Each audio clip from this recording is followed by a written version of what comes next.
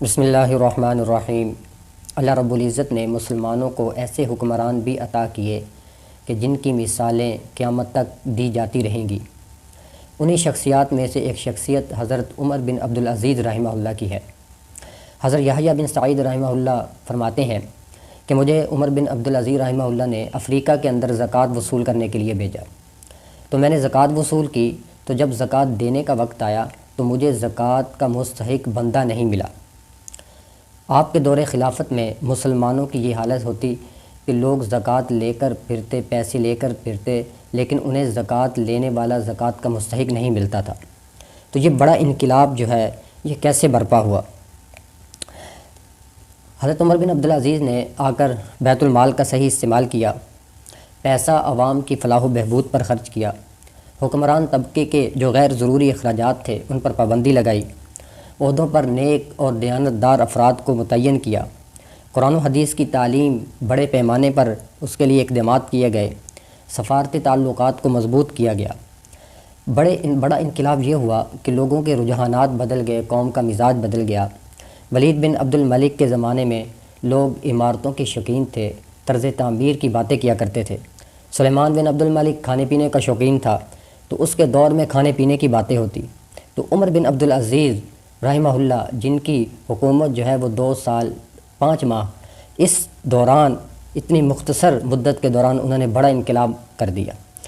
لوگ نوافل پڑھتے، ذکر کرتے، قرآن کریم کی تلاوت کرتے، اور اس کے اندر ان کے مقابلے ہوا کرتے۔ ایک دوسرے سے پوچھتے کہ تم نے کتنے پارے تلاوت کیے، تم نے کتنے پارے حفظ کر لیے، تم نے قرآن پاک کا ترجمہ پڑھ لیا، قرآن پاک کو کیسے سمجھا۔ تو حضرت جو ہے عمر بن عبدالعزیز 682 عیسوی میں مدینہ میں پیدا ہوئے۔ آپ کی والدہ جن کا نام تھا عاصم بنت عاصم بن عمر بن خطاب، یہ حضرت عمر بن خطاب رضی اللہ تعالی عنہ کی پوتی تھی۔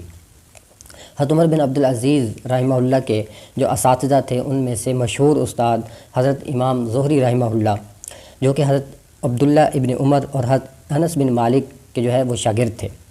تو حضرت جو ہے عمر بن عبدالعزیز انہوں نے اپنے دور حکومت کے اندر مسلمانوں کی حالت بدل کے رکھ دی۔ صحیح مسلم کی روایت ہے، حضرت عبید اللہ بن زیاد حضرت معقل بن یسار رضی اللہ تعالیٰ عنہ کے پاس آئے، وہ بیمار تھے، ان کی عیادت کرنے کے لیے، اور حضرت معقل بن یسار جو رضی اللہ تعالیٰ عنہ اسی مرض کے اندر ان کی وفات ہو گئی۔ تو انہوں نے عبید اللہ بن زیاد سے یہ روایت کی، ان کو یہ بات بتائی، فرماتے ہیں کہ انی محدثک حدیثا سمعتہ من رسول اللہ صلی اللہ علیہ وسلم، کہ میں تمہیں ایسی حدیث سناتا ہوں کہ جو میں نے خود رسول اللہ صلی اللہ علیہ وسلم سے سنی۔ لو علمت ان لی حیاتا ما حدثتک، اگر مجھے پکا علم ہوتا کہ میں اور زندہ رہوں گا تو میں تمہیں یہ حدیث نہ سناتا۔ پھر فرمایا کہ ما من عبد یسترعیہ اللہ رعیتا یموت یوم یموت وہو غاش لرعیتی الا حرم اللہ علیہ الجنہ، جس شخص کو اللہ نے ذمہ دار بنایا، حکمران بنایا، اگر اس نے اپنی رعایا کے ساتھ خیانت کی تو اللہ جو ہے اس پر جنت کو حرام کر دیں گے۔ اسی طرح فرمایا کہ امام عادل جو ہے، نیک اور انصاف کرنے والا جو امام ہے، حکمران ہے، اللہ اس کی دعا کو کبھی رد نہیں کرتے۔ اور پھر فرمایا کہ اللہ کے عرش کے دائیں جانب، اللہ کے عرش کے سائے میں ایسا حکمران ہوگا جس نے عدل و انصاف کو قائم کیا۔